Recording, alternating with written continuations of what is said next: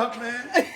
Come on, man. Crazy ass. Here you go, man. I have a delivery for one Mr. A. Smith. Is that what they call you? Could you just give me my bag? Come on. What up, my boy? What's up? What up, big time? How you doing, baby? I know I got to take the shoes off in this. I know I got to take the shoes off. I got mine off. You know, I'm known. Show you how I'm serious about my health. Let me show you this, Ron. When I got that COVID joint, I'm like, this ain't happening. I ain't going down like You know, I was spooked. I was like, hey, man, that's right. I kept hitting him up. Hey, See, you good? That's what I'm saying. So it's Who told you what stuff to buy? I just got you know, waitress and stuff like that. See, I really don't. You know, it ain't like that shit you saw a video. But I ain't gonna let it go. Was hurt. It's the talk about Taylor. That's all right. I got a little squall. Let them think what they want to think. Okay. When I told y'all in New York to come watch the games. Yeah. That's what I was talking. All right, everything. So on a Sunday, it's 6 different TVs. It's hard. I got this and that, so I got 7 different TVs on at the same time to watch all the games. Right. And if it really, like when it gets, especially when the Cowboys losing, I go this route. He's still we're on MTV Cribs right now. We're on the pivot All of this ain't Cribs gonna happen. We're on the pivot Cribs right now, you know what I'm saying? Or we could do it in here. Ooh. And that when you text her and say, hey, look, just, look, the door open. I'm down. Just come to the basement. I'm downstairs in the theater room. I have no comment. I have no comment. I have no comment. Is it called the I have Velvet no Room? comment. I have no sound like that. So I'm just like, I'm pick your sorry I choice. touched it. When he came to the door with no shoes on, we was like, shit, we gotta take out. That's respect. That's what it is. Y'all want to keep the damn shoes on, keep the shoes on. No, I'm gonna put them on for the show. Because they match my jacket. Yeah. Hold up, limitless. Take a stomach, I'm pinning it.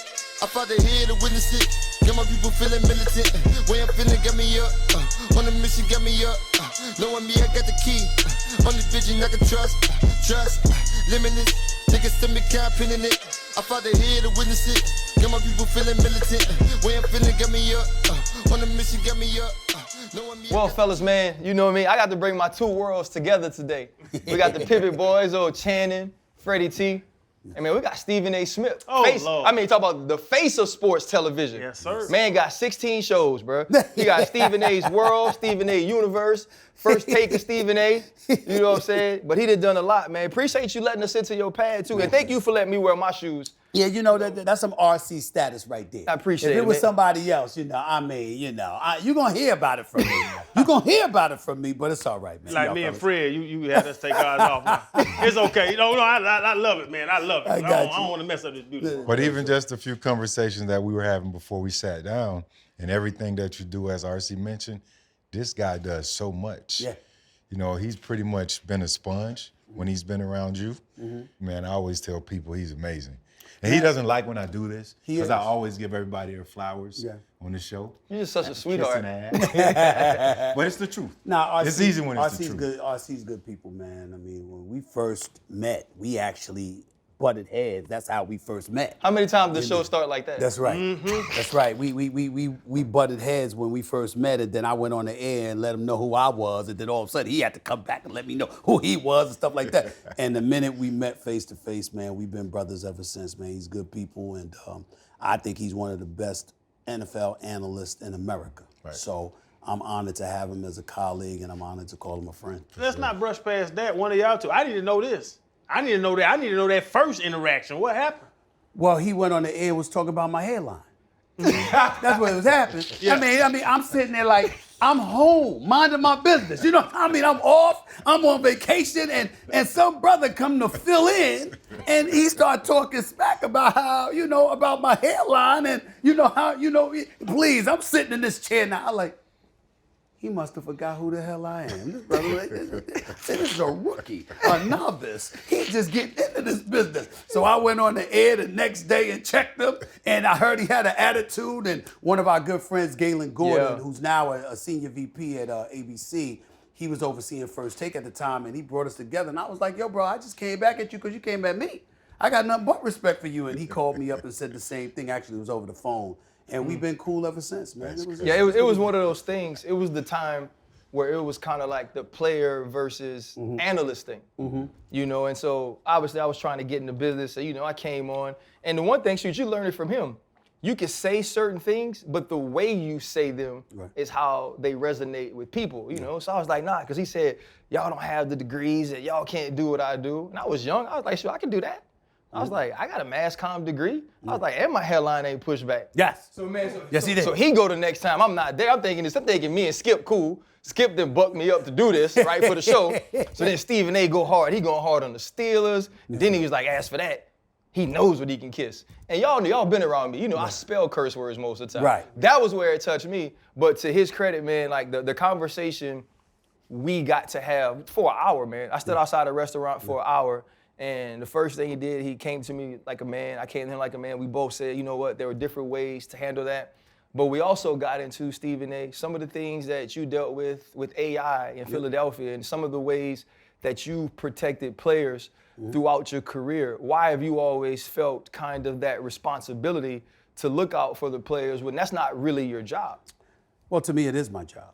And what I mean by that is that I don't try to protect players from being held accountable for what they do. I try to protect players from being character assassinated as to who they are. There's a difference. We all make mistakes. I've made mistakes. Everybody in this room has made mistakes, and that comes with the territory. But what I'm not gonna do as a black man in a position of influence is allow folks to look at another black athlete or another black person who happens to be an athlete, because I tried to be. He was one. He was one. I tried to be. You were one. I tried to be. But I'm never gonna allow somebody to look at y'all and say, this is who you are because of something you did. Because let's face reality, as black men, we've been victimized by that pretty much all our lives for generations. And so for me to get in that position and forget that inherent responsibility that I believe that I'm supposed to have to speak for those who can't speak for themselves, to provide perspective is very, very important to me. It doesn't mean I have to agree with everything. What it means is that I want to make sure to articulate where you're coming from so people can understand that and judge it according to that, as opposed to judging it according to what they want to believe about you off bat. And I've always felt that responsibility to players. And I think the thing that's hard in today's generation, because of the advent of social media and all of that stuff, is that people see the headlines and they get caught up in all of that. Or they'll see you coming at them for what they said or what they may have done, not differentiating between that and their overall character. And so then they come at you and they're not realizing you're actually looking out for them, because I'm tipping you off to what's coming down the pike. Like, I'm in the newsroom. I've been in the newsroom for 29 years. I'm not asking you, I'm telling you, this is what they're going to do. So if you don't take heed to that and recognize that reality, of course you're gonna be bitter. But if you're smart enough and you shove your emotions to the side for a second and look at it objectively, you'll see what I'm trying to do is just tip you off. Where does that come from? Like that whole thought process, that whole mind frame. You're on top of the media right now. RC just said it. Just your upbringing. Where does that come from of you? You know what I'm saying? What you? I'm the fifth of 6 kids. I'm the youngest of 6. I'm the youngest of 6. My brother passed away in a car accident in 1992, so I've got 4 older sisters that are all alive and living well here in New York. Any of them used to beat your ass? Because his sister tore him up. You know what? They didn't whip my ass, but they slapped me upside my head many times, you know? And that's why, you know, especially in today's generation with this woke movement and everything else, you got people, they get around a bunch of women, fellas scared as hell. Say a word. Not me. I'm used to it. Yeah. I grew up, I was raised by 5 women. I'm accustomed to women coming at me, slapping me upside my head, telling me what I'm gonna do, clean your room, take out the garbage, do your homework. Excuse me, listen, I'll never forget this. I tell this story and it's the absolute positive truth. I got 4 older sisters. If I bring a honey home, this is throughout my entire life. I bring a honey home, my older sister Linda, who's the hoe? Just like that. Just like that. That's They won. They in the living room. My sister's like, who's the hoe? My sister Arlen, she better not be ugly. In hearing distance, the girl's there, she can hear them. Arlen says, better not be ugly. Abigail says, what's a nice, sweet girl like you doing with a bum like my brother? And Carmen, Damn, another one? No. They've done this in front of any woman I've ever dated. girl hears? Since right there. Right there. They make sure they hear. Right there. Since I was 16 years old, that is what they have done. And they would do it today if they could. This is who they are. So I'm accustomed to being around women, bossing me around, slapping me upside my head, figuratively, if not, in my sister's case, literally, and all of that other stuff. But it's all love, and it's something that you understand growing up in the streets of New York City, particularly with a family like myself. And you know what? You got to be a man. You better speak up for your own. But that doesn't mean that you agree with everything we say. You think for yourself. You're your own man. But if you believe it, you say it, and you stand on it, and you stand by it. Even if it's against the grain, and even if there's a whole army of people coming against you, if you know you're right, you don't back up. I know you've received tons of threats from players, maybe obsessive fans. Mm-hmm. Does that ever put you in a situation where you don't say what you would normally say? No. No? No. Number one, because I'm incredibly confident in what I say, meaning that I pride myself in being a human being. I know that I'm not trying to get personal, and I know that I'm just doing my job. But So- a lot of fans don't see it that way. Yeah, but I don't worry a lot about of fans. times. Hell with that, because then the fans are dictating how I do my job. You watch me for a reason. It ain't the other way around. Right. The fans are watching me. I'm not watching them. So my attitude is this is my job, and that's what the hell I'm going to do. And then I got to be honest with you, man. It's kind of, yeah, me being from the streets is one element, but also the company that I keep matters. Like if you saw me around some of my fellas, some of my boys, they look like a bunch of hood rats. You don't know one of my boys is DEA, another's FBI, another dude's a lawyer. Cats like that. You would never know. You would look at them and be like, there's some brothers just hanging, they live like they straight off the streets. You know what I'm saying? But that's not who they are. Right. Not to mention the fact that at this point in time, I'm a commodity. So yes, do I have security? Yes. And any time that I want to, because I'm a valuable asset to ESPN, you got undercover cats following me around and stuff like that, and I'll be like, keep a distance, stay away. I don't want people to see you with me. Just be ready to roll up if something goes down. Right. So there's always somebody around me for the most part. Stephen A. And I know that. Go back to Winston-Salem University. Yeah, Winston-Salem Stephen State. A. They always show that picture of you anytime HBCU month comes around, or we're talking about hooping. You just mentioned having to be followed by security or having these undercover people, and it's not because you are a bad human. It's because of the fame you've created by being good at your job. Could you have imagined at any point in your life you'd be here? Never. I never saw this coming. Did I see myself being recognized as one of the best at what I do? Yes, because I was a damn good beat reporter. I started off as a high school writer in New York City. 14 months later, after breaking a couple of big stories, I was hired by the Philadelphia Daily News, because the Philadelphia Daily News and the Philadelphia Inquirer were competing for my services. In October of 1994, Philadelphia Inquirer hired me, and I got promoted like damn near 9 times to becoming a general sports columnist. And when I became a general sports columnist in 2003, I was the 21st African American in this country's history, according to the National Association of Black Journalists, to be named a general sports columnist. See, it's hard for people in today's generation to understand that, because everybody got an opinion now. Twitter, Facebook, Instagram, and all of this stuff.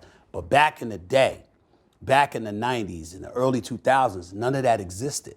So you had to work your way up through the journalism industry to be given a license to express your opinion. You weren't allowed to express your opinion. So for me, that was a very, very big honor. And I viewed myself, once I got into television, look, I'm gonna be the best at this too. I established myself as one of the best beat writers. I'm gonna establish myself as one of the best commentators. And I idolized Stuart Scott, Dan Patrick, Bob Costas, Brian Gumble, Keith Olbermann, and all of these guys, the late, great John Saunders as well. Of course, Chris Berman, people we work with. I idolized those dudes. So when I viewed myself as potentially being the best, I thought I was gonna be somebody on that level. I never dreamed in my wildest dreams that I would be in a position where I'm walking into arenas and I'm more popular than 90% of the players, or I gotta have security and escorts, or I gotta make sure I go to a game late and leave early or leave real late just to get out the arena in peace without being mobbed. I never saw any of that coming. But I understand in this day and age with social media and beyond, that just comes with the territory. You just got to accept it. When you was playing ball at Winston-Salem, you was already writing.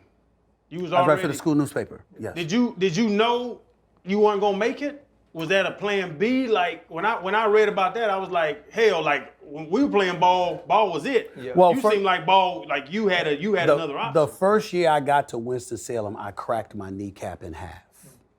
I went up for a layup and my kneecap split in half. And I had to have reconstructive surgery on the knee, because remember, technology wasn't then what it is now. So I had to have reconstructive surgery on the knee. I didn't think I was good enough to begin with. I knew I could ball, and I knew I was good enough to have a scholarship and to make some noise on the court. But I mean, I grew up with cats. I mean, we talking Kenny Smith. Yeah. We All the talking New York ultimately cats. Kenny Anderson. We talking Sweet Pea Lloyd Daniels. I wasn't on that level. I knew better. But I was the kind of person, when I put it up, it was as Coach Gaines and John McClendon, who basically invented the fast break and learned the game from James Naismith. He used to be in the stands watching us practice. He looked at me and said, "You're the only person I've ever seen in my life that shoots a jump shot and actually looks surprised when he misses." And it was true, because I really felt like if there was a player today that I thought I had the potential to be like, it was somebody like a Steph Curry, because I could really, really shoot. Stephen A., stop it. No, I don't mean it. I'm not talking talent. You get me wrong. No. You get me. I'm not talking on that level. I'm saying that I couldn't do anything else, but I could shoot. I got you. And so for me, when you young, you dumb. And you like, yeah, I could be that. Yeah, I could go up against Michael Jordan. If he don't block my shot, he done, because it's going in. You're thinking like this. You're not thinking about the opponent, you think about yourself. And when I cracked my kneecap in half, I knew, because I could never run straight. And they told me that I would never walk straight again. So once that happened, my mother looked at me and she was like, okay, what's plan B? Because you probably wasn't gonna make it anyway, okay? And now you know you're not gonna make it. What's plan B? And so I said, literally looked at her and said, I'm gonna be on television. That's exactly what I said to her. And next thing you know, I go back to school and I'm like, well, it ain't that simple. Because to me, when I thought about guys on television, I said, they're looking into a prompt and they're reading stuff. Well, I don't want to do that, because that makes me expendable. If you don't like my smile, I ain't a smiler anyway. I ain't George Foreman. I can't do that. What the hell am I going to do? I said, all right, well, I'll write for the school newspaper. And when I started writing for the school newspaper, I had a critical and persuasive writing class. And the professor there looked at it one day and said, you're a natural-born sports writer. Let's go out to lunch and talk about it next week. And that next week, I thought he was taking me out to lunch, and he took me straight to the sports department of the Winston-Salem Journal, because he was the editorial page editor of the paper. And he was just doing a class at Winston-Salem. The sports editor's name was Terry Oberle. He met with me for 5 minutes. He said, oh, so when can you start? 5 minutes in. I said, I can start tonight. He said, all right, see you tonight. And that's how my career started. Ain't that some, Chan? Somebody from an HBCU made it. You say can't none of them make it. He did. I did. Athletically, I don't think they can do it. And I've had a bunch of arguments with this. Well, here's Stephen what A. I say to you. Like, Charles Oakley's from an HBCU. Okay? Yancey Thigpen, who played with the Pittsburgh Steelers, Tennessee Titans, he was from Winston-Salem State. Yeah. He was playing football while I was on the basketball team. He was the star of the team, along with a cat, Broderick Graves, that used to play running back for them. I'm not saying that it's not going to be hard, because the lack of pub, lack of notoriety, resources, all of those things are true. But I think what you're missing is that if you have the talent and somebody spots you who's in a position to provide some of those things, they can peel you from that and give you the resources that you need. So if you have the talent, you have the talent. That doesn't mean that what you're saying is wrong in terms of what you need to elevate yourself. But all it really takes is somebody noticing the talent. yeah. And that's the difference. And that's the thing now with Deion Sanders. We got Hugh Jackson at Grambling State. We got Eddie George, Tennessee State. Like, and they're bringing that attention.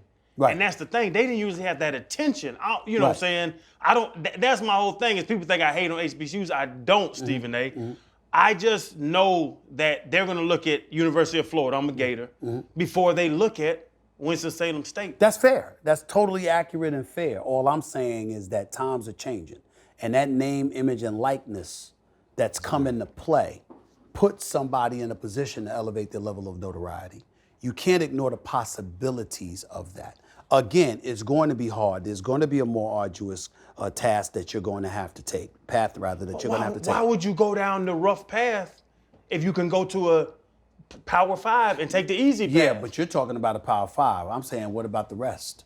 Because everybody that gets drafted ain't from a Power 5. Everybody that's in the NFL ain't from a Power 5. There's a whole bunch of non-Power 5 players in the National Football League. They may not be HBCUs, but they're non-Power 5s. And even though I don't think the name, image, and likeness issue, particularly at HBCUs, is going to elevate them to a point where they can compete with Power 5 athletes, everybody else is open season. You got a shot. Yeah. When you think about who you are on TV, you know, listening to you talk about, you know, some of the things, somebody seeing you at Winston-Salem and telling you you're going to get a meal and bringing you somewhere where you can now start your writing career, the persona you have, because we were riding over here and I was like, yo, he's actually really chill. You know what I mean? I was like, he don't talk a ton, he's kind of quiet, but everybody sees you on TV and they realize, holy hell, like this dude's a star. Like you'll walk in to Get Up some mornings when you would come early and you'd be like, hey y'all, what's up, how you doing? Hey y'all, what's up, how you doing? Yeah. Right? And Greeny asks you the question and you turn on and it's a whole different dude. Where did you create that persona? Did you understand you might have to become a caricature in some way? Or do you understand how to relate to your viewer, to your listener, to make them feel what you feel? It's what I told you years ago. There's nothing about me outside of being Brick on General Hospital. There's nothing about me. Lord. There's nothing about me. Well, let's not ignore the soaps now. Let's not ignore the soaps first, bro. I mean, the soaps do matter, man. I mean, come on now. The shootout for Brick, when you jump behind the door like this. I loved it. Oh, he did it in slow motion too. I loved it. I absolutely loved it. But I say all of that to say this. Look, I'm a multitude of things. I can be mellow. I can be loud. I can be bombastic and demonstrative. I can be quiet. I can be pissed off and mean as hell. I can be very jovial and fun-loving. It all depends on what the moment calls for. None of us are truly, truly one-dimensional. We all are different things depending on the environment and the people that we're around in a particular moment. You know, what I would tell you about me on television is this. I believe this in my soul. I'm a winner, bro. I ain't trying to lose. And in television, it's about ratings and revenue. And my whole position is, who do you want to watch when you flick the channels? When you flicking the channels, who are you going to stop at to say, let me see what this person has to say? And in my mind, it's always me. Because I'm trying to show you that I'm passionate and enthused about what we're talking about. I can't do that if I'm mellow, chilling in my house, watching a movie and acting like that's my temperament. I'm projecting and I'm asking an audience to stop what you're doing in your busy time, whatever it is that you may be doing, to watch me. How am I going to do that? It's similar to what an athlete does in certain respects. You can ball, you can ball, you can ball. You're going to do like, okay, here's what I'm bringing to the table. All right, I belong on this team. I'm worthy of it. And because of that, I'm going to show y'all. It's the same principle. It's not the same, obviously, obligation, but it's the same principle. You got to have that kind of mindset. And then, for me, it really resonates when I take into account the professional athlete. The one thing that I think the biggest misnomer about me when it comes to the professional athlete, there's no one I respect more than a professional athlete. Because I can honestly say, even though I never got to that level, I know what y'all have to go through because I reported on it for 30 years. What would you do? I didn't stand on the side. I've been reporting for close to 30 years. I've seen it with my own two eyes. I've seen the sacrifices. I've heard the stories. People have given me insight into what the kind of stuff that y'all have to endure. And I feel like the nerve of me to have a platform every day where at any given moment I get to hold them accountable, but I don't hold myself. So I'll give y'all a perfect example, y'all too. So this is like 2 years ago. Don't get me wrong, obviously I'm after COVID and everything else, but even before COVID, damn it, I needed to be in some shape. But you ain't seen me walking around looking like Jabba the Hutt. Well, why is that? Because damn it, I was getting fat. Okay? I mean, and let me tell y'all something right now. The nastiest person in the world is a skinny, fat person. Where you ain't got no definition. You ain't got nothing but a pot belly. You understand what I'm saying? Even the big fat people, all right? Well, damn it, they fat all the way around. So it makes sense. There's some symmetry. But when you skinny with a pot belly, that's just nasty. That's just nasty. You look like Shannon. That's right. And so I'm walking there. I'm walking in the studio one day, and Ryan Clark looked at me and said, "Yo, what's up?" I said, what do you mean? What do you mean? He said, what's that? Looking at my stuff. What's that? I was like, oh, shit. Damn. And I go home, and I'm like this. I cut out the crunch berries. I start running on the Peloton and the treadmill. I'm like, listen, I'm so busy, I can't get in the shape that I want to. I need to dedicate myself more. But I ain't gonna never look like that. Yeah. Because I wasn't mad at him for one bit. You know why? Because you're a professional athlete that takes care of yourself.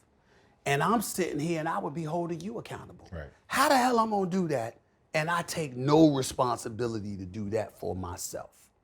It's something little like that, but I carry that with me in anything that I do professionally. I think about what I'm asking a professional coach, a professional executive, a professional player to do. And I say, am I doing that in my own life? That kind of stuff is what I think helps me be a winner. It's not because of me. It's because of the people that I cover and the fact that their very existence makes me accountable. So adding to that, being a winner, do you have to be able to embrace controversy in order to be the best at what you do? I think so. I think so because what people's interpretation of controversy varies. Mm-hmm. What's controversial to one group of people may not be controversial to another. Mm-hmm. But if you're not embracing controversy, that means you're making a concerted effort to be safe. Right. And if you're making a concerted effort to be safe, at some point in time, that's going to compromise the realness that you can bring. And if you're compromising the level of realness that you can bring, what the hell are you doing in this business? Where do the execs come in at? Where do they draw the line in the dirt on how far they let you go? Well, first of all, we are over FCC airwaves, so we can't be cussing up a storm. They do it in that regard. And for me personally, my personal experience is that, and Ryan can speak to this, I have the trust of the network. I think when you think about me at ESPN, I think the biggest thing when people say that's the man, they talk about the money, the money, the money. Well, I just got that 2 years ago. What about the other 25 years I've been in this business, okay? The biggest thing that makes me influential is the trust that they have in me. See, when I'm doing a podcast or I'm on a news network or whatever, they don't worry about me the way they would worry about a lot of other folks. Right. Because they understand that I get the big picture. It doesn't mean that I'm going to compromise what I believe, nor what I'm going to say. It means that I'm constantly aware of the fact that I don't just represent me, I represent ESPN. Yeah. And so as a result, I got to take into account what they think and what they feel. So even if I disagree, at least say, look, the company don't agree with me on this. This is me right here. Because y'all have seen me do that on many occasions where you'll see me say, and trust me, they ain't going to like what I'm about to say. That's my way of saying we ain't on the same page. But they appreciate that because I'm not throwing them in a bowl with me. Because when you're in my position with a company like ESPN, when you utter something out your mouth and you don't make that clarification, people lump them in with you and say, it ain't just Stephen A. of ESPN. They're also saying Stephen A. and ESPN. Right. And you got to make sure to protect the company from that. If I'm saying it, then it's me. Right. It's not them. And that way they could take whatever position that they want, but they have to concede that I acknowledged it's not them. It's me. Those are the kind of things that come along with being in the position that I'm in. It's understanding that you have a responsibility, not just to yourself, but the people you work with and the people you work for, because you do have an obligation to protect them from you, especially if you've done gone rogue on a particular issue. And that's all you've been trying to tell players for years. Yeah. Just looking at what we were just talking about, how you speak to the players. Right. Look, you have a responsibility. Don't be out here being a jackass. Right. But a lot of guys will take that as, oh, Stephen A. just a sellout. I'm going to go do what I want to do. Yeah. But that's a problem. That's a black problem. White folks don't call other white folks sellout when they disagree with each other. Jewish folks don't do that to one another. You know, whatever foreign group, Asian Americans don't do that to one another. That's a black issue. Listen, I've been very honest. I'm on Front Street. The Colin Kaepernick situation. I got a whole bunch of people. I was gonna get to that. I got a whole bunch of people call me sellout, cool, whatever. Let me be very clear. They can kiss my ass. And I mean that. And I'm going to tell you why. I said the man was blackballed. I said the man deserved to be in the NFL. I said the NFL isn't doing right by him, that you can't find 64 quarterbacks better than this brother in the NFL. I said that for years. But because I disagree with an approach that maybe him or Eric Reed took, all of a sudden, my blackness comes into question. Right. When they were in elementary school, I was fighting on behalf of black people. I got a career that says it. Look at my resume, Google me, as Shaq and them would say. My record speaks for itself on a multitude of issues that I've taken in defense of my people. I'm not just a black man, I'm a brother to the core. Right. And I'll be damned if somebody gonna come along and try to define my blackness because I didn't agree 100% of you. All four of us are sitting here in my house, we having a good time. You trying to tell me we agree lock, step, and barrel on every single issue? That's impossible. Ryan and our boys, we disagree every day. Every day. We got some we disagree about. Nah, Stephen A, I don't believe. Ryan, you wrong about that one. Boom, boom, boom. Love you, bro. See you later. Right. Yeah. What's the problem? But others out there will watch us, and if you don't echo exactly what they want you to echo, somebody got a problem with it. And I knew that we had a big time problem when they tried to call Ice Cube a sellout. Ice Cube. Right. Ice Cube. NWA Ice Cube. NWA Ice Cube. Do you have any idea the things that this brother has done to fight on behalf of black folks for decades? And because he met with former President Trump to broach an idea about how to uplift the black community, because that's the man that happened to be in office, you had people actually calling him a sellout. That just tells you how you can dismiss that as nonsense and people can say what they want, but you got to tell them to kiss your ass. And I'm very good at doing that. Right. That's great. And even talking about that, because you have been in trouble. You have been suspended. Yes. You got in stuff with the soccer players, different situations. Yeah. Did you know at that moment? I didn't. As soon as something comes through your lips, No. you know. Not always. That's not true. First of all, if you're debating somebody, in the moment that you're heatedly debating, you might get caught up in going in a back and forth with them and not realizing every single syllable that comes out your mouth. Now, that doesn't mean that I'm not responsible, because ultimately I'm paid to be the professional that I am, and I'm supposed to avoid all of that. No problem. You know, when I got in trouble with the Shohei Ohtani thing, I didn't mean to offend. I wasn't trying to say that he's not worthy of being marketed because he doesn't speak English. I was saying Major League Baseball won't do it because of it. Yeah. Because they had a history of promoting white individuals. No doubt. But it came out wrong. I gotta own that. But my biggest responsibility was to the Asian American community.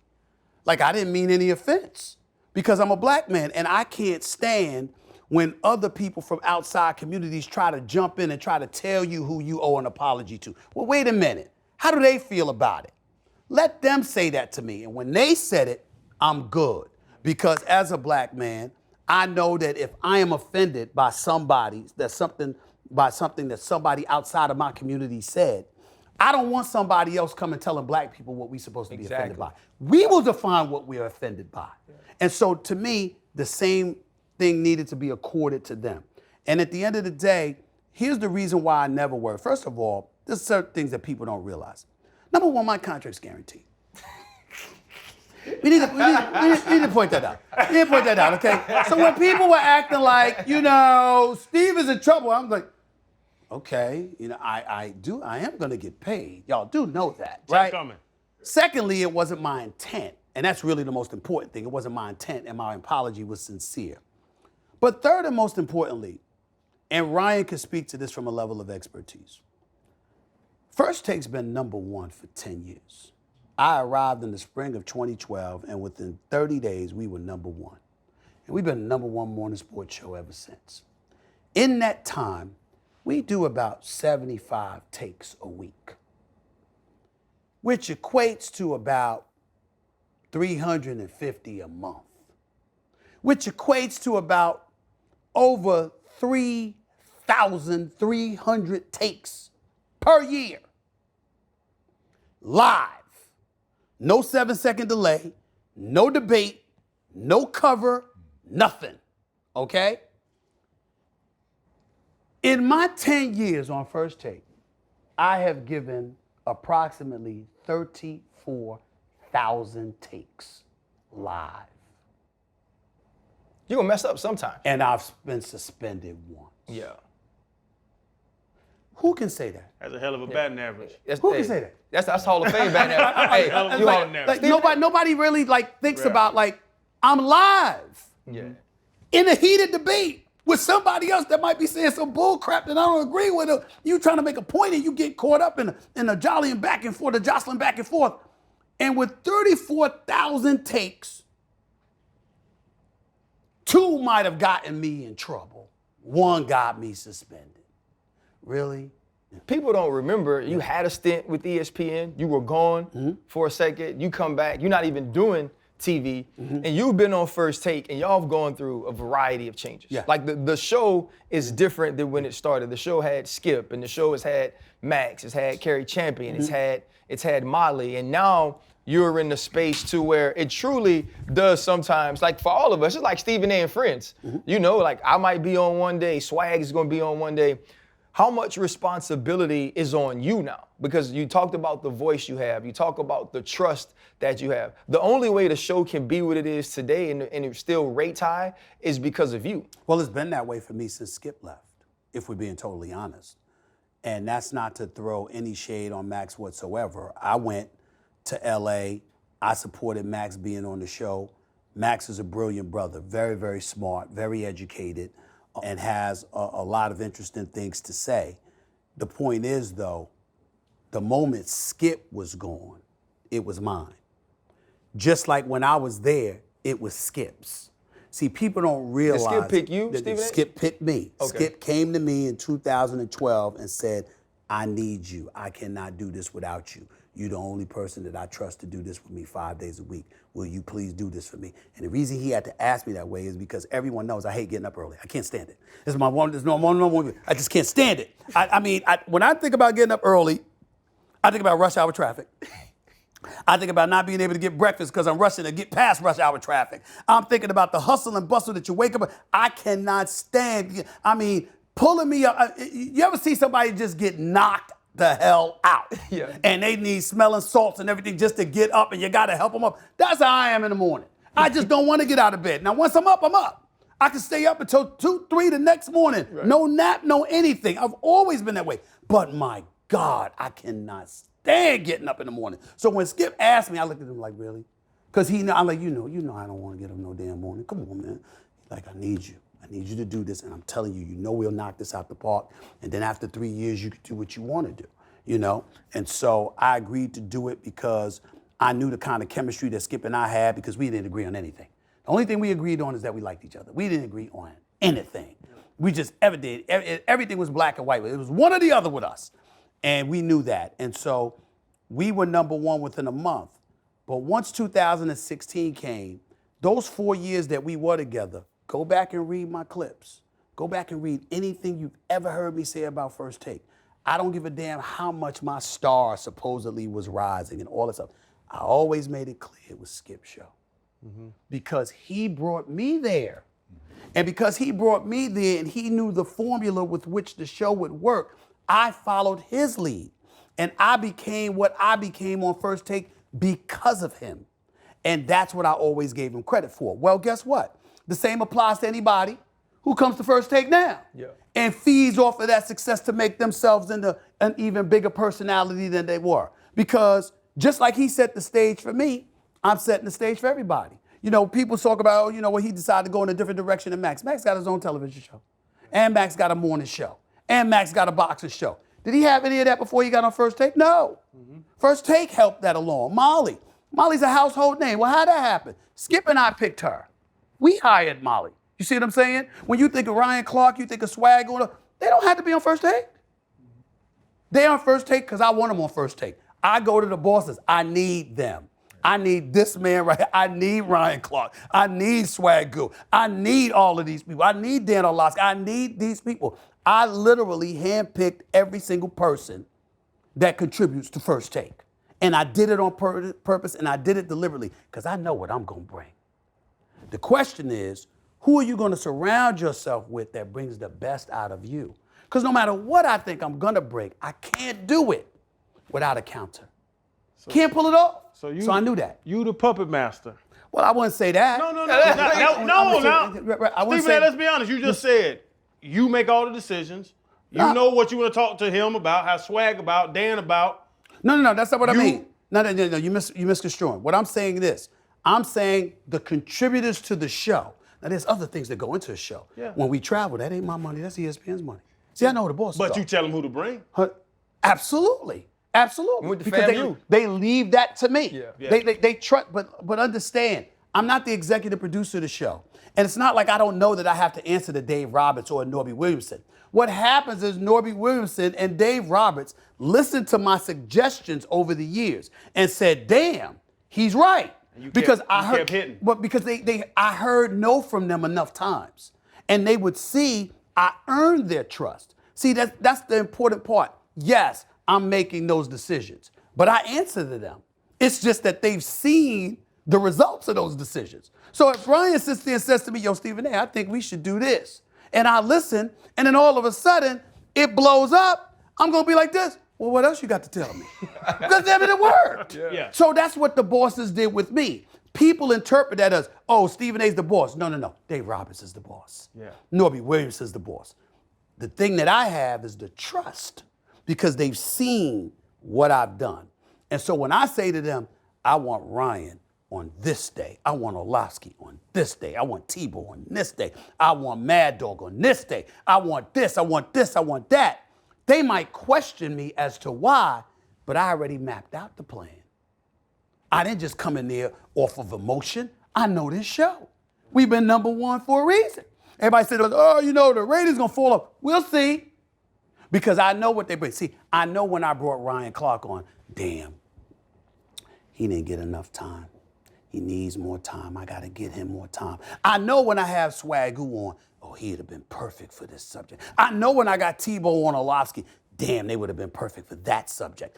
I'm looking at all of this because I do the show every day. Yeah. The executives got a multitude of shows they're overseeing. They crave a talent that they could say, all right, man, you do that. Yeah.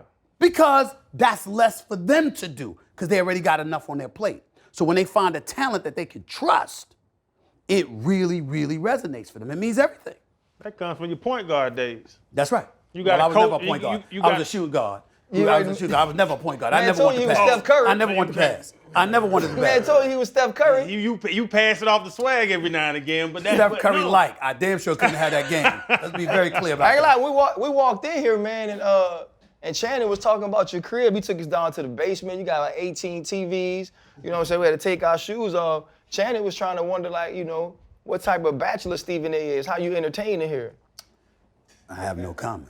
You so open about everything else. Not everything else. You're open about everything else. I'm open about professional life. I'm open about how I feel about issues. I am not open at all about my private life, and that shit ain't changing. Why not? Because it's none of anybody's business, number one. But number two, here's the biggest thing. I'm the kind of dude, do I have a woman? Of course I do. Of course I do. Stephen A. Yes, one. Stephen A. One, of course. The point that I'm trying to make to you is, of course, it's one. I'm serious, it's one. I mean, my playing days are over, bro. I did all that before. I'm over that. I'm a daddy. I got my 4 older sisters. I got 15 nieces and nephews. I got career opportunities I'm pursuing. And, I've been blessed and fortunate where I don't have to be alone. I'm good. But the point that I'm trying to make is this. I don't want to be one of those dudes. You see me with a woman and all of a sudden we break up. Hey, and she That's Stephen A's that. Hell no. Nah. I don't want that. I don't understand how folks in today's world do all of that. Where everybody in your business. I mean, we just talking about Kanye getting called out by Pete Davidson. That I can't even imagine something like that happen to me. I'd be like, who? Who's she? I don't know who you talking about. I don't know anything. I'm not admitting anything because I don't believe and people who know me, including Ryan, think about it. If you really think about it, tell me one time I've ever asked you a question about your personal life. Not one time. I don't do it. I don't ask players about theirs. Yeah. When they tell me stuff, they tell me stuff because they know it ain't going nowhere. I got nothing to say. That's your personal business. I knew one star. This brother was in Chicago one night, crying, because he had to go home to his woman. Because he had to go home. Because he had to go home. Because he had to go home. He wanted to be on the road. He did not want to go home. He did not want to go home. Mm-hmm. And when I tell you the level of misery, I'm like, oh my God. It was unreal.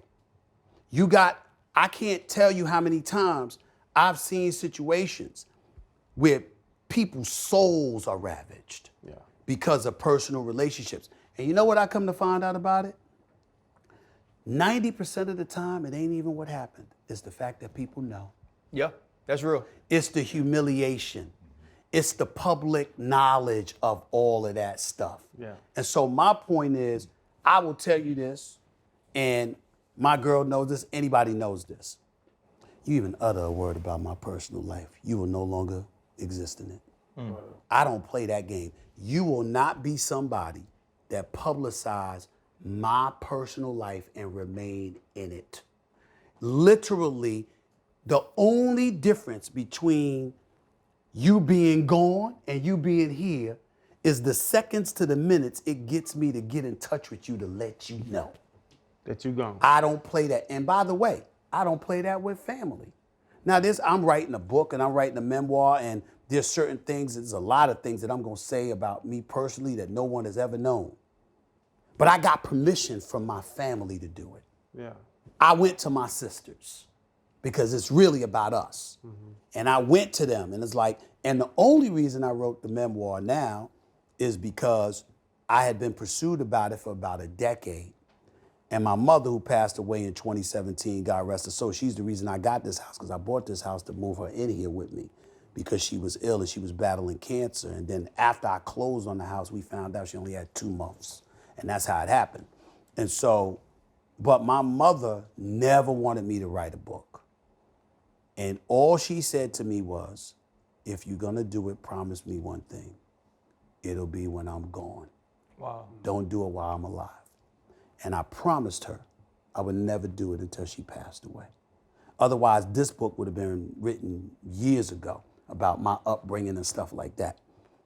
That might be the only time anybody gets me to talk about my personal life like that, because I don't do it. Because it's funny you bring up Kanye and them, and you see Pete Davidson and Kim walking in the restaurants and all. Dude, Pete Davidson taking pictures from the bed. The bed. I'm just saying, do you make an effort, no paparazzi can catch you? Because I've never seen you. I'm waiting to see you and your old lady. Well, I want to see what you got, Stephen A., because I done been in your house. I would date you if you showed me this house. So I need to see your woman. I would tell you this. I have been seen with women before, but you never know who I'm dating and who I'm not, because I don't engage in public displays of affection. I don't do it. Oh, you ain't the rub. I don't do that. The lower back touch. Well, let's go that far. I mean, you do that sometimes. but what I'm saying is, I'm not about that, because to me, and here's the thing, I've turned against the women who are. Wow. And the reason why is because, are you with me or are you with Stephen A? Why the hell do you need to publicize us for? But what if it's their love language? What if that is I'm not simple as buying that, bro. Why not? Because I don't give a damn what your love language is. Right. In that particular moment, It's Stephen A. love language. In that particular moment, I'm telling you, nah. Right. Because what I'm looking for is, who you with? Right. Because see, this is me. This is me right here. I'm chilling. I love hanging with my boys. I'm chilling. We good. Okay? Me and you is me and you. It ain't for everybody. And if you have this insatiable appetite to get others involved, that tells me you're looking for validation. Well, why? Are you not being treated well enough? Are you not getting enough attention? Are you not being taken care of? Am I not showing you enough affection? What could possibly be your issue? I'm looking at something like that. Because, for example, you might have, I've never been married, okay? I don't know about you. I know those two married. I'm married. Okay, you're married. Okay, so all three of you married. Now, you might have a woman that, hey, she wanted that public affection. Was it that way after you married? My wife nasty. Don't start it. My wife, You she done opened reaching up the the pants can. at Oh, dinner, Lord, Stephen I- A. Yeah. I asked the wrong person. Come on, I'm Stephen sorry, A. my bad. We get that. The only reason I was asking that question is I was trying to make the point that once they're secure, you don't need the things that you once needed. What I'm saying is because of the life I have when I walk outside my front door, I don't need a woman in my life that's gravitating to that. I need a woman that says, I'm right here when you get off. Yeah. I'm not talking literally. I'm talking figuratively. Yeah. Even if we outside, you could meet me outside of work. But once I leave work, I'm with you. I'm not trying to do all of that. And if you're about that, you're not about me. You're just about the life that I have. And if you're going to be about the life that I have, what do I need you for? Is it something that you let be known at the beginning of the Absolutely, relationship? without because question. you said 34,000 takes, right? Mm-hmm. 1 or 2 slip-ups. People will mess up. They'd say it's more slip-ups than that, but I'm just talking about the ones that got me in real trouble. But in life, people mess up. Like you might have just a innocent conversation with your girlfriend. Right. And maybe it's the girlfriend that Sure. talks to someone else and now it's in Yeah. the media. I don't mean it like that. You talking to your friends, that's different. You got a life too. Live your life. I'm talking public consumption. People you don't know, Yeah. you just playing for the cameras, you know people watching, you want to be seen. I ain't got time for all of that. Right. I don't have time for all of that because, guys, I got fired. I got let go. You know what it's like for everybody to know you and then everybody to know you fired. Yeah. Everybody to know you lost your job. That shit's hard. It's hard. And so I learned a long time ago, not to say that I wasn't like that even before then, but especially after that experience, I learned like, yo, it could be here today, it could be going tomorrow. I'm not about that. I don't want that in my life. And anybody that feels the need to be like that, they can't be for me. I don't want somebody in my life, everywhere I go, they want to go. I'm going to fight, I want to go. I'm going to basketball game, I want to go. I want you to want to be here when I get back. Yeah. I want you to make it that I want to rush home to be with you. That I really don't want to be there. I got to be there because where I really want to be is here with you. Mm-hmm. I can't feel that way if you want to be everywhere I'm at. If you want to do everything that I do, that's not life to me. Yeah. And I don't want that. You do so much though, like you mentioned, basketball games, MMA now, boxing, all of these different things, and it almost seems that it would be hard to find and fit in that life. Like that a woman who would want to be with you would have to, I guess, kind of search for time or fight for time. With having your sisters and, I know your mom has passed and all these people in your family, how do you find any balance though, bro? Balance to me is overrated. You do what you're passionate about doing. That's balance to me. There are days that I'm very, very passionate about work. Big story percolates, big event comes up. You want to be a part of that. And then when it's over, you big about the personal side. It's a give and take. It's an ebb and flow. And each day that passes, you learn what level of momentum to attach to that particular day. But the cushion comes from, no matter what you have to do, you always got something in place that you want to do. And you find the time to do the things that you want to do. Maybe not as much time as you like, but damn sure enough. Who doesn't find time to do what they want to do enough? We usually do. And so when you look at it from that perspective, it's incredibly important. I understand what you're saying about balance. I'm not trying to negate its importance. But when you bring up, for example, at events and stuff like that, well, look at it, guys. I'm sitting there, I'm going to games and stuff like that. But guess what? You know what my number one muse is? Going to the movies. I love going to the movies. Nothing relaxes me more than just sitting back and chilling and watching the big screen. I just love it. Yeah. You know, I don't want to go out to a club. I want to go out to dinner. I want to go out to dinner. I want to go out for a drink. I want to chill out. I've never been a partier.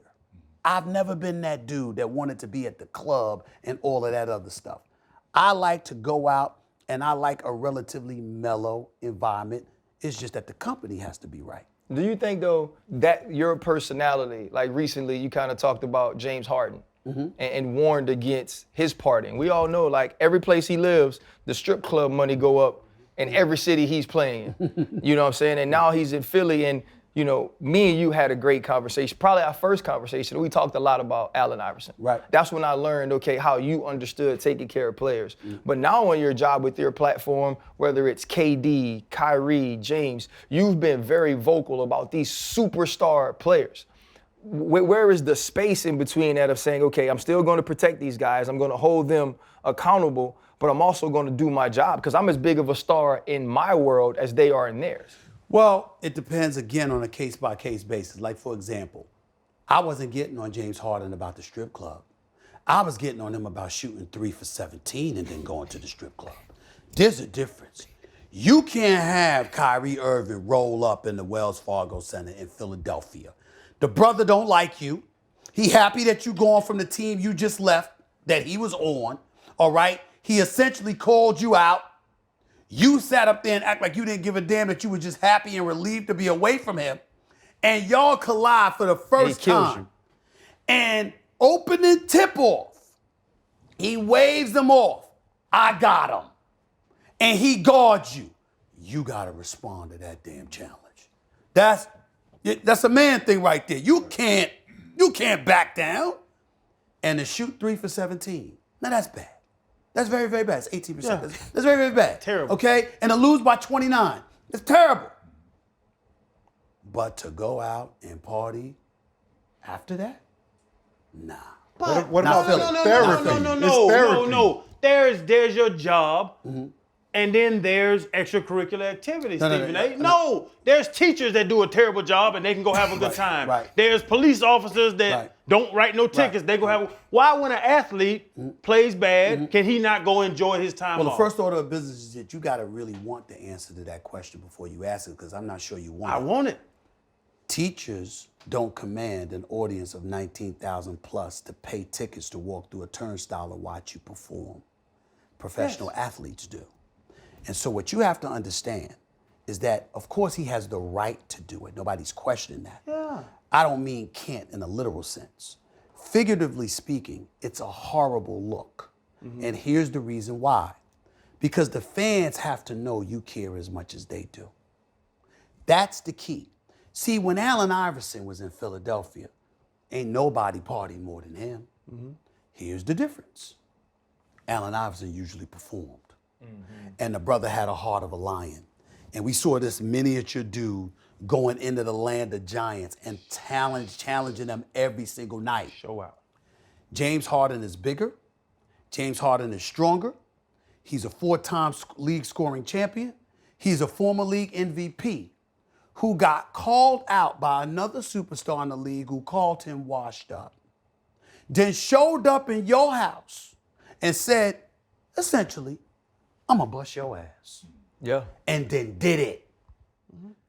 When that happens to you and you go out partying, the fans ain't gonna love you that much no more.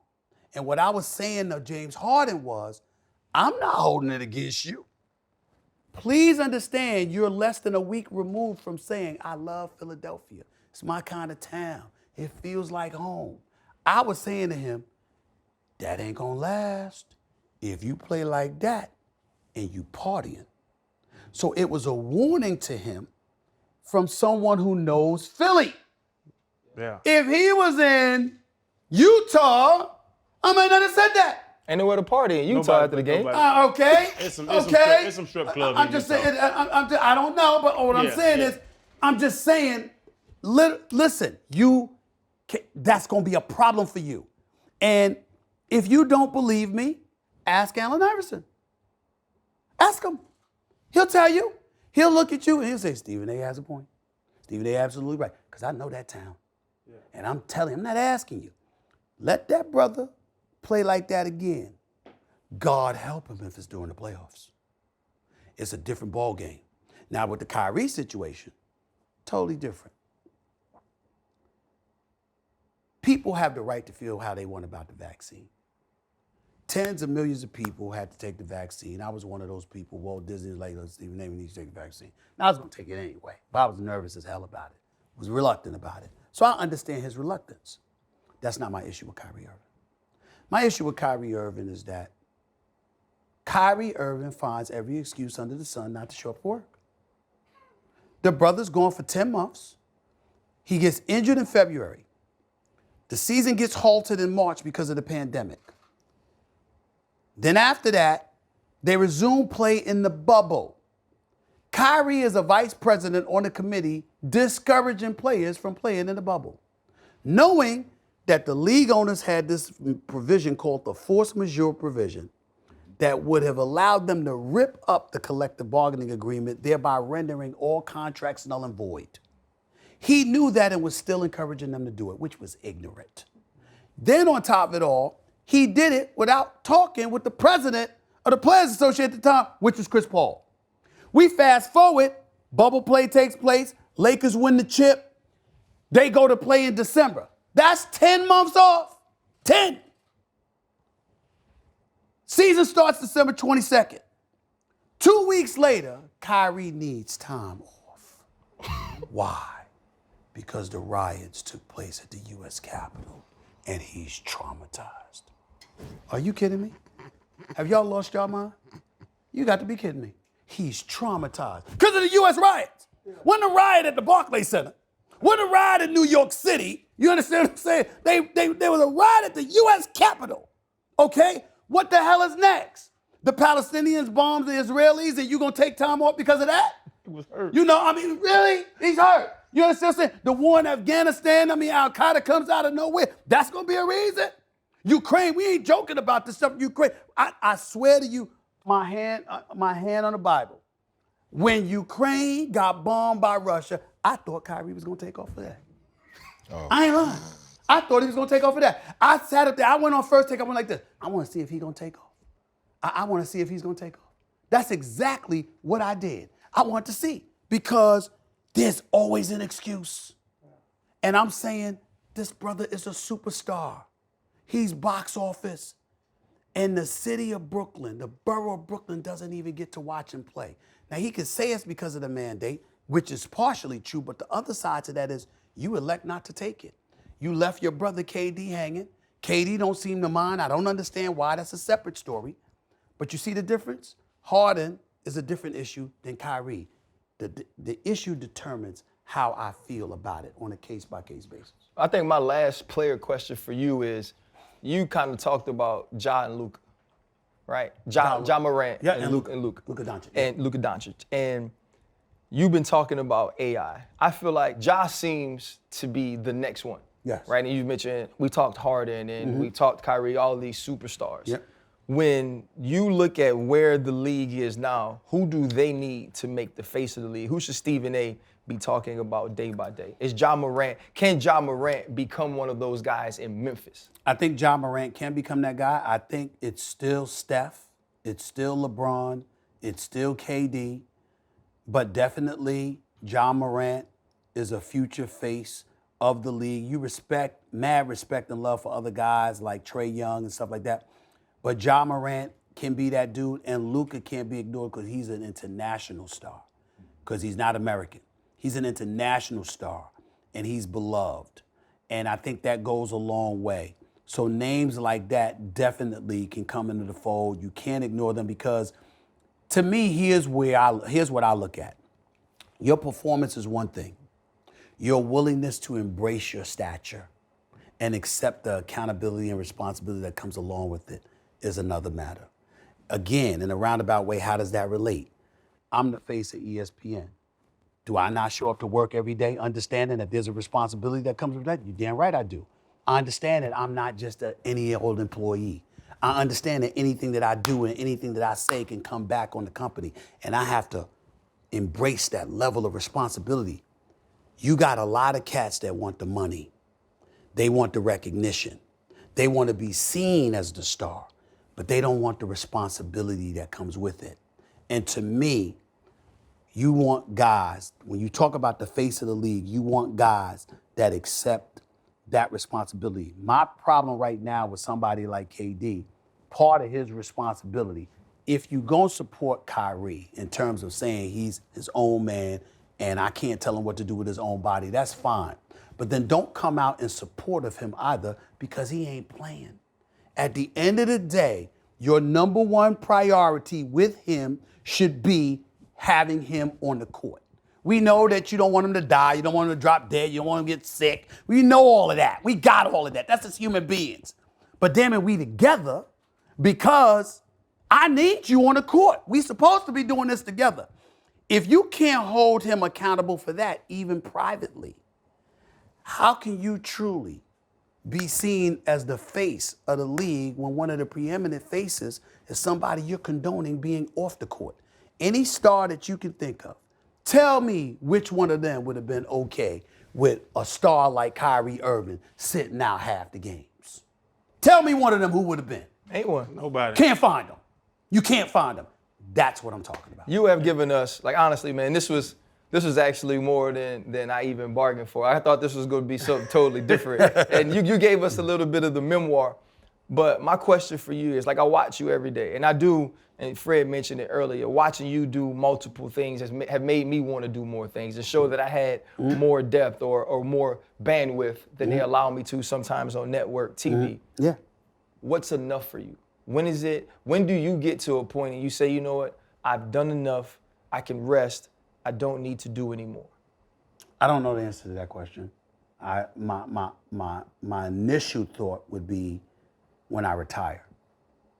My second thought would be when I drop dead. Because my attitude is that as long as I'm living and breathing, I'm going for it. I'm considered right now arguably the best at what I do. I don't look at it that way. I look at it as I got to go on the air tomorrow and prove it again. I got Mr. SAS Productions. I started my own production company. I want to produce content and I want to be one of the best producers out there because I know that I know television and I believe that I know film and I can do some things in that regard. The podcast world is something I may venture into. The list just goes on and on. I've always aspired to do late night. I hosted Jimmy Kimmel one night, knocked it out the park, they said, had the second highest ratings behind Stephen Colbert that night. And that was the first time and the only time I've ever done it. It's a mistake for anybody to look at me, to think that I'm finished, or to count me out, because they don't understand how hungry I am. They don't understand how bad I want it. And it's not about the money. Of course I want to get paid, and damn it, I intend to get paid. Ain't apologizing for that to anybody. But I don't want it by default. I like the fact that, yeah, he getting paid, but what they really look at when they see me is the man. I'm on ESPN, and the first thought that comes up is me, you know? And so the other thing is, it's incredibly important to me, and it always has been, to reach back and to give to others. I can't do this forever. Ryan Clark, to me, is an heir apparent, along with a few others out there. And guess what? When that day comes, I'm gonna give y'all a pound and a hug, and I'm gonna be like, I have my time. Y'all go for it, because I got other stuff to do.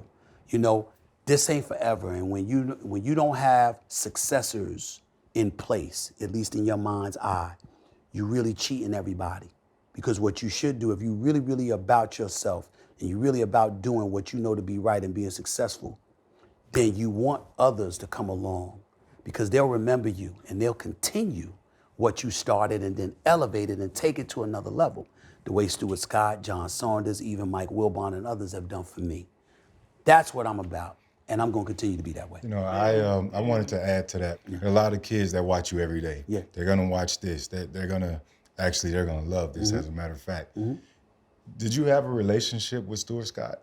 Yes. How did he influence you? Nah, man. Stuart Scott was somebody that was just fantastic at what he did. People didn't realize he was legally blind practically. I mean, he took off his glasses, he couldn't see right in front of him. You know, I was with him one time where he memorized an entire rundown for a sports center. The entire rundown.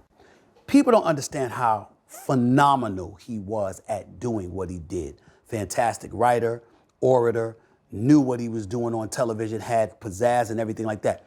The pizzazz that he showed with what he brought to television made it easier for them to accept me. Yeah. And this is what people don't realize. When you have somebody like Stuart Scott, John Saunders was just that professional, consummate professional that knew his job inside and out and taught you about the professionalism the industry required in order for you to elevate yourself. Stuart Scott brought a different dimension from a personality perspective. And that personality that he put on display made it easier for the powers that be in the industry to take chances on other black folks on the come up. And so now it's my turn for me to go on the air and to be who I am, but also do so in a way that allows them to embrace others on the come up who might want to be Stephen A. And it continues and it continues and it continues. That's what we're supposed to be doing. Yes. And bro, I got to do it because I watched you with Bomani. Yeah. He brought it up. Ryan hit you on it. Yep. We done seen Saturday Night Live hit you on it. Bro, you ever gonna let the hair go? I think, you know what? Because that man sneaking back, Stephen A. Like, it's deep. Well, Him and Bomani had it on TV one day. Actually, it's not true. And I can No, prove it is true. Can I prove it? Okay. I looked at a photo of myself from 7 years ago. My hairline was back this far then. I'm holding on. It's still here. It's still here. It's still. Look, damn it, I'm 54. I'm 54, bro. Have you seen LeBron? Have you seen KD? Have you seen other? Have you seen some of these people? I mean, listen, man. I mean, the hair is leaving them. I'm 54. They in their 30s. Yeah. You see what I'm saying? So I'm not saying that. Listen, here's my point. I look ugly enough. I'm scared to look uglier. But here's the deal. I'm gonna hold on to this George Jefferson look for as long as I possibly can. In all seriousness, don't sleep on me, bro. I ain't got no shame in my game. I'll go to Hair Club for Men. He got money too now. I'll go to Hair Club for Men. You go Deion Sanders? You know, I talked to him about it. I talked to him about it. I did talk to him about it. I talked to him about it. I talked to him about it. I talked to Michael Irvin with that damn toupee that he lying about. I talked to him about it. I talked to all of them. I mean, listen, I can't rule out anything. Listen, I will go to Hair Club for Men and announce it to to the world. That's right. I won't try to hide it. That's right. Think I won't do it? Hell yeah. Get some money for it. Try me. I don't put no plugs, you know, the PRPs or whatever the hell it is. Make sure my own hair grows back. But will I try it? You're damn right. Yeah. Don't rule it out. I don't care. Back. But listen. The bottom line is ain't nobody looking. I mean, the men, y'all can insult me all they want to. Women ain't looking at me in a negative fashion. I'm good. That's what I need to see. I need to see your bad one. No. That's why I need to see your bad one. You don't need I to see need anything. to. I'm good. I'll show you a picture of my wife right You now. married.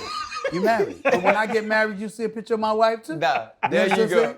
My dog, man, we appreciate you. But this was, Appreciate y'all, man. We couldn't have asked for a better show, bro. No problem, All man. love, bro. Yes, sir. Proud of y'all, man. Keep doing y'all Appreciate thing, it, man. for Y'all sure. can do big things with this, man. Keep grinding. All love, baby. No Thank doubt. you so much. Yes, sir. But, Yes, sir. Hold up, limitless. Take a stomach, got a pin in it. I fought the head to witness it. Get my people feeling militant. Way I'm feeling, got me up. On the mission, got me up. Knowing me, I got the key. Only vision I can trust. Limitless. Take a stomach, got a pin in it. I fought the head to witness it. Get my people feeling militant. Way I'm feeling, got me up.